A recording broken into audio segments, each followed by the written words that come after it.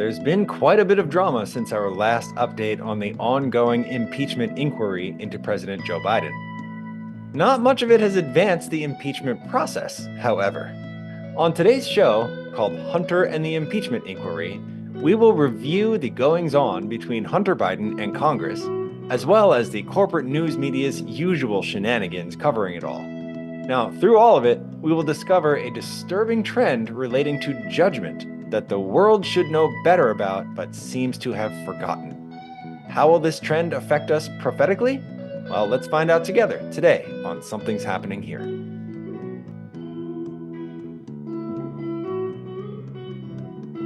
All right, friends, today is Thursday. Welcome back to the show. You may have noticed that the shows this week are a little bit longer than our typical 15 to 18 minutes, and that's partly by design. We did talk about that ahead of time, but it's also just partly because I have a lot to say. And we're trying to not arbitrarily put a time limit on ourselves, but the consequence of that is that it's taking considerably longer to record this episode. So just bear with us as we figure this out going forward, and thank you for your patience. In case you're tuning in now and have not been watching the earlier shows in the week, I want to kind of revisit some of the stuff I said on Monday in terms of this is our fourth season, and we are working on some changes for the fourth season. Included in those changes is that we are working toward an interview segment where one of the days of the week will interview somebody else who's not me about some topic on that person's heart or within his or her expertise. And then the rest of the week's shows will be related to the content of that interview somehow. So that's actually a pretty significant change from what we have been used to. And keep your eyes open for that as we work out the details there. Also the removal of the time limit, like I already mentioned, and we are hopefully going to be in an audio only format soon. We're working on that. Hopefully by the time even this airs, you'll be able to find us on your audio podcast outlets like Apple Podcast or Spotify or wherever. I'm not entirely sure where we're going to end up, but we're working on that. So please keep your eyeballs on tdimedia.org to check it out. And obviously keep your ears open for updates as I bring them to you on the show. And lastly, not we as a production company, but I personally am working on a really big project right now, a digital course.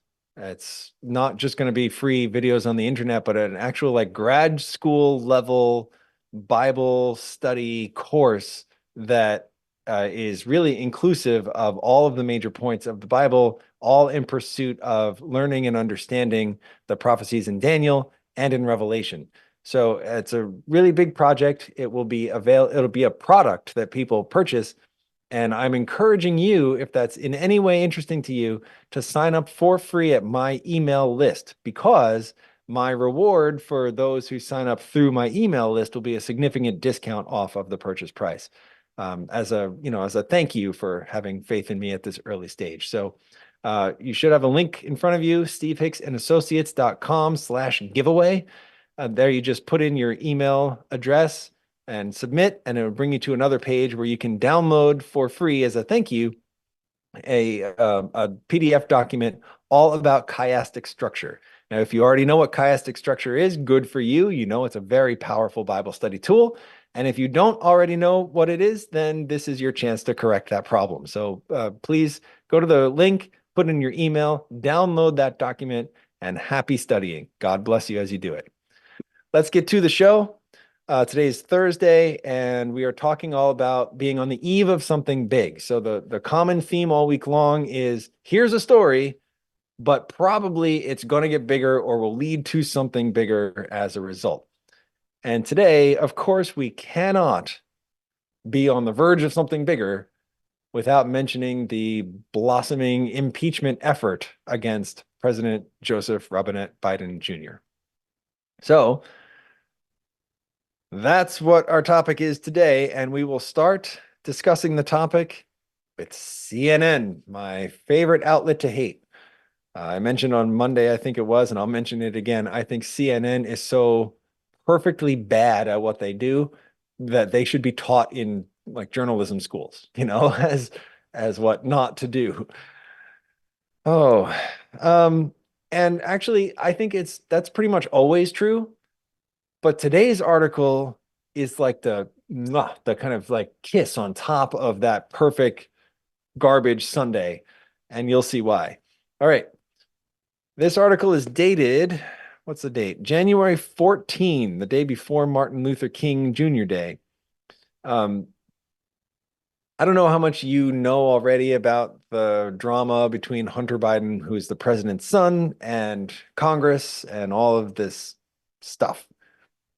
So, since that's actually, I didn't want to go to CNN to learn about it. There's a different reason I went to the article. So let me just kind of bring you up to speed. The impeachment effort is against the president, Joe Biden. But the line of thinking leading to impeachment is all about corruption, like the selling of influence, the selling of Joe as a senator and then the vice president and now president through his son, Hunter Biden, peddling that influence in various places all around the world in exchange for hundreds of thousands and millions of dollars. So therefore, Hunter Biden, the son, is really crucial in this investigation phase because it is through his business dealings that the Republicans are hoping to find damning enough evidence against the president to actually impeach him and maybe remove him from office or whatever it is that they have in mind. And I'll just tell you right now, I don't think that even if they come up with a successful impeachment, I don't think it will find a conviction in the Senate for the same reason it didn't with Donald Trump, or I'll say that differently, for similar reasons that it didn't with Donald Trump, because the votes just aren't there in the Senate. It's a pretty even 50-50 split with Kamala Harris being the tiebreaker. So the Senate is controlled by Democrats, and they're probably not going to convict a Democrat president on an impeachment charge. But anyway, so that's kind of the backstory. So what's been going on? CNN tells us Comer. Now, who's Comer? Comer is the Republican representative in charge of the House Oversight Committee. He's the chair of that committee. And so he's the one kind of spearheading the investigation and impeachment process. So he, Comer, insists that his job was, quote, never to impeach as GOP doubts grow about Biden impeachment vote. This headline all by itself could be an entire like college course. I don't think it is supportable to say that GOP doubts are growing about an impeachment vote for two reasons. On the one hand, there was never a whole lot of certainty in the first place. The Republicans from the beginning of this were saying like, yeah, maybe we need to learn more first. Let's not rush into a vote. And so the very fact that they're still not rushing into a vote is not really a departure from what's been going on. It's just kind of the way it has been. So I think it's dishonest of CNN to say that doubts are growing, but CNN is chronically dishonest. So that it comes with the territory. But also, in light of what we'll read in our second article, I think we'll come to agree that this headline is really out of context. It's mostly speculation, not reporting of facts. Comer insists his job was never to. All right, let's read the article. Let's see where CNN wants to take us. Republicans had hoped that Hunter Biden could have helped prove their central allegation that his father, Joe Biden, engaged in a pay-to-play scheme and acted corruptly while in office. So, okay, we need more backstory. Hunter Biden was subpoenaed by Congress to come and give a deposition about his business dealings and his father's involvement in those business dealings. And that was supposed to be done on paper as like a sworn deposition, not open to the public. So a behind closed doors taking of the deposition with a more public questioning session after that, right? And apparently that's the order of things. That's how they do things.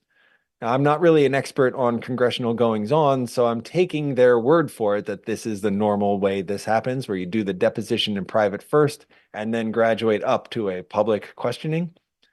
Um, but in either case, Hunter said no. He said, no, I'm not doing that. I want a public hearing from the very beginning, because if I meet with you in private, you're going to twist my words and use it against me and make stuff up. So I'm not going to do that. And he just openly defied the subpoena. And then when the House Republicans kind of rallied around themselves to respond to that, they drafted, the right words are escaping me, but it was, they wanted to hold Hunter in contempt, and they wrote up a proposal or a language or whatever it is to hold him in contempt. And Hunter Biden actually showed up in Congress while that was happening. He didn't do anything. He just appeared. And so all of this is happening after all of that ridiculous theater. And CNN is drawing the conclusion that because Hunter Biden did not meet with Congress behind closed doors, therefore he's never going to be questioned at all. And well, read the rest of the article. But Hunter Biden refused to testify behind closed doors. And now the GOP may simply assume what they haven't been able to prove, that the bribery scheme actually happened. That paragraph makes my head hurt. He did refuse to testify behind closed doors, at least at first. He did. But who said that means the Republicans are going to simply assume that which they cannot prove? Let's keep reading. They CNN quotes James Comer, the oversight committee chairman, in such a way that lends support to their position. This whole, like, they're going to make stuff up now. But in the bigger picture, we'll see that that's all out of context and not true. Okay. So the article continues. Well, I mean, if he doesn't show up, then I guess we'll just have to wrap it up without him and assume that these were bribes from foreign countries. House Oversight Committee Chairman James Comer told CNN, adding that unproven allegations that Hunter Biden was involved in human trafficking and money laundering could also be assumed to be true. In an interview with CNN, Comer gave his latest insight into the committee's investigation, lowering expectations as doubts begin to grow within GOP ranks about whether it will actually lead to a successful impeachment vote of the president. There's so much speculation here. Did you catch it all? The GOP may simply assume that which they have not been able to prove. There's so much speculation. Like, even the language is speculative there. And then that last paragraph, lowering expectations as doubts begin to grow. Again, the doubts have always been there. I think the doubts are actually significantly smaller now than they were at the beginning of this whole mess, as evidenced by the Republican created website that's all about putting on display for everybody the evidence they've collected against Joe Biden. We've actually, I don't have it in front of me, but we have put a link to that website on this show in previous episodes. So yeah, I mean, I think doubts are not beginning to grow. I think doubts have always been there and are probably diminishing. So why would Comer say what he said? I have one word for you. You ready for it? Troll. If you have ever posted anything on the internet, you know about internet trolls. You know what trolling is, right? You say something provocative to get a response out of the person that you most of the time disagree with, right? You're trying to get him or her to trip on their words in such a way that lends you as the opposition credibility or whatever, right? I think Comer's trolling them here. And I think that because of the next article we're going to read, but also just because that's the only thing that really makes sense. Comer says, well, if he doesn't show up, then I guess we'll just have to wrap it up without him. What? Like, what kind of criminal case does that? Oh, my witness isn't here, so I guess we're just going to make it up. You know, that's ridiculous. It's illegal. That's immoral. That's ridiculous. And yet, what does he go on to say? He outlines and details the things that they might just have to make up, right? We're going to assume that these were bribes from foreign countries. We're going to assume he was involved in human trafficking. We're going to assume that he was laundering money. He's trolling Hunter Biden to get a response out of Hunter Biden. Do you not get that? Do you not understand that's what he's doing? Check out the date on this article. Sunday, January 14. What happened the very next day?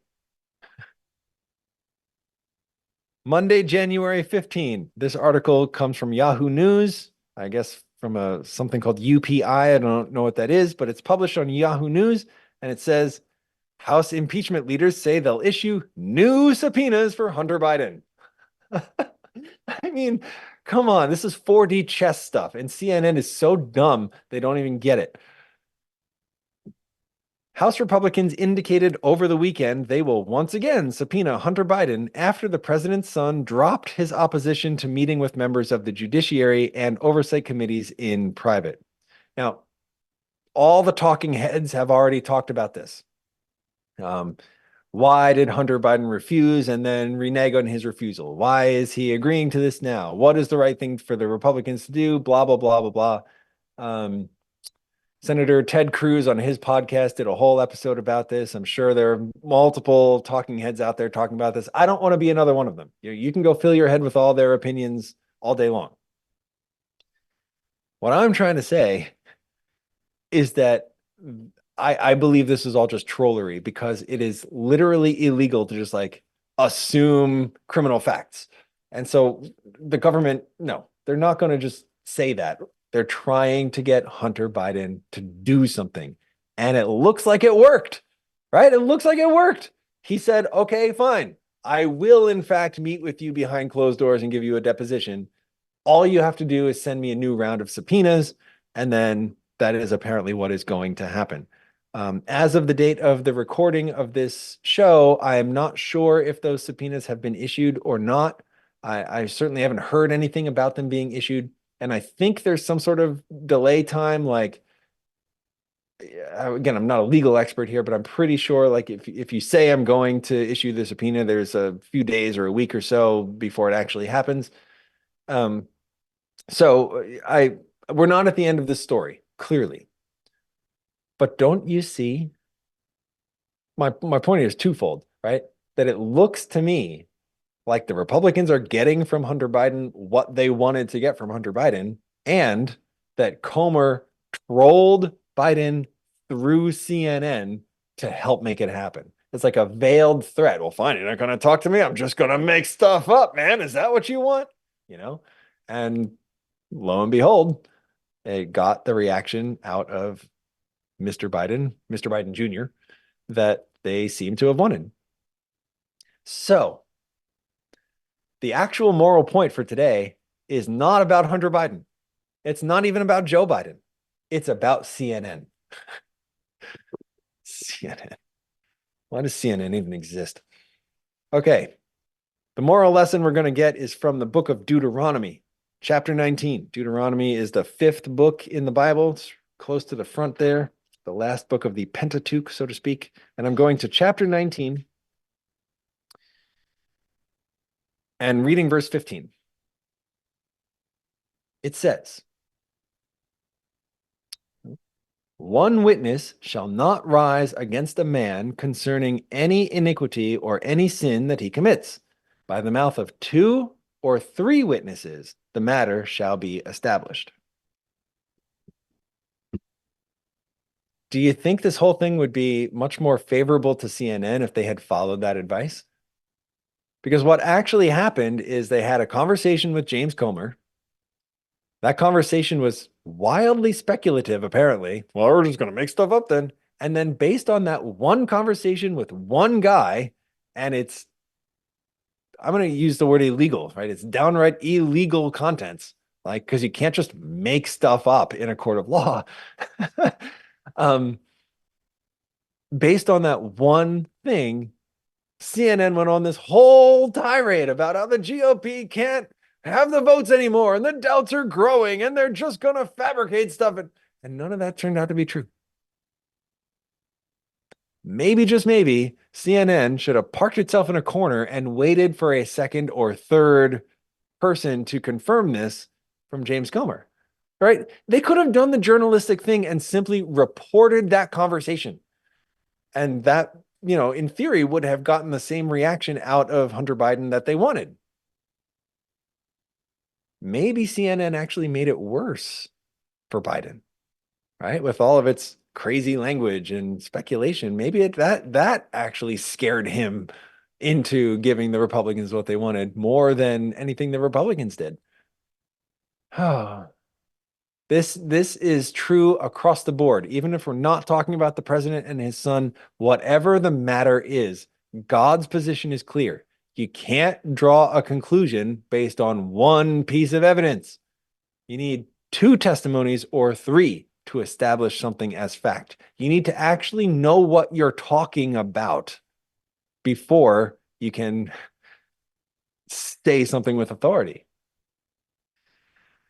And you can know for sure, friends, that as this marches forward, as the deposition takes place, as the votes happen, as I think and hope, although I don't know for sure because I'm not a prophet, but as probably an impeachment is formally opened against Joe Biden, all of the same things that I'm condemning now, this like media malfeasance and the speculation and all this stuff, that's going to keep happening. That's going to keep happening. The first show we did this week was about Trump's kind of historic victory in the Iowa caucuses. We only looked at a couple news stories as a result of that, but if you just like, if you did a Google search about this topic, really could probably do it even right now, but certainly in the very immediate aftermath of it, you will see that the corporate media went bonkers. It's like their brains turned to liquid and dripped out their ears. They went into full, I think Ben Shapiro called it full panic mode because they have spent almost a decade now doing everything that they can to speculate Donald Trump out of existence. And now it seems like it's not working. And my point is they've kind of painted themselves into a corner here where for all of these years, Trump is the bad guy, Biden is the good guy, and any evidence to the contrary of that is just dismissed, right? Or called conspiracy or whatever. It's just not even, or it's banned from the internet. It's just not even considered. Well, what happens when reality asserts itself and Trump becomes the Republican nominee for the third time and Biden looks like he might be facing an impeachment and maybe losing his job? I mean, it's like if the media were a slug, that's like we're just opening a can of salt right on top of that slug, And so what do? They can't start reporting honestly because that would be a judgment against how they've reported for the last 7 years. So they're just going to keep doubling down. We're going to see more and more and more of this like crazy stuff from CNN and New York Times and MSNBC and Washington Post and ABC and NBC and CBS and all of them. Like we're just going to keep seeing it and seeing it and seeing it. I said this to my producer recently. I would not be surprised if there was some kind of large scale violence between now and the election day. And I say that not because I'm aware of any specific thing, certainly not because I want any specific thing. In fact, I said that to my producer. My number one prayer is that that does not happen, that there is no violence, that we all make it through this election season according to the rule of law and the will of the people. But everybody is so polarized right now because of this media malfeasance, because of all this like chronic gaslighting from all of our major outlets, that how could it not end in violence? No matter how the election goes, whether Biden is impeached or not, someone's unhappy. Whether Trump wins the nomination or not, or the election or not, someone is unhappy. So every single day I'm praying for peace. I'm praying for the peace of God to descend upon everybody and help us remember the Deuteronomy 19 principle. We don't judge based on insufficient evidence. Every matter must be established by 2 or 3 witnesses. We have to be certain.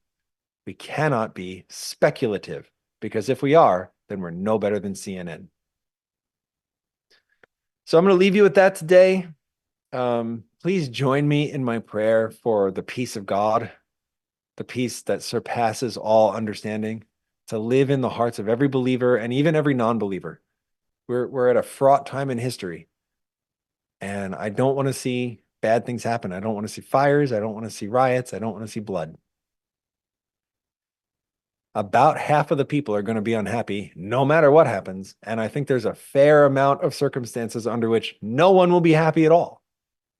And I just pray that God will be the victor, even in those unfortunate circumstances. So pray with me, please. Lord God in heaven, we need you. It feels like more than ever right now. We need you to keep us calm. We need you to keep us centered. We need you to keep our minds on the cross and the gospel and not the impeachment or the election. Father, I don't even know if that's a realistic prayer, but you are the God of all flesh, and nothing is too hard for you. So in Jesus' holy name, restore to us the sanity that our corporate media have stolen away from us over the last 7 or 8 years. And I pray, if it is possible within your will, that you would really do some serious flushing of house at all of these major corporate media outlets and put more honest reporters in their places. And if that's a pipe dream, then Lord, come soon, because the return of Jesus is the only way out of any of this. So seal us for that day, forgive our sins, and allow us to welcome you when you come to take us home. Amen. What can I add to that? Amen. All right, friends. You can be sure we're going to continue to talk about this impeachment as it goes forward in time. But for now, I'm going to say bye to you. Get a great night's sleep, and I'll see you back here for our final show of the week, our first AI update of the new year. So get some sleep. May God bless you. I'll see you back here on Friday.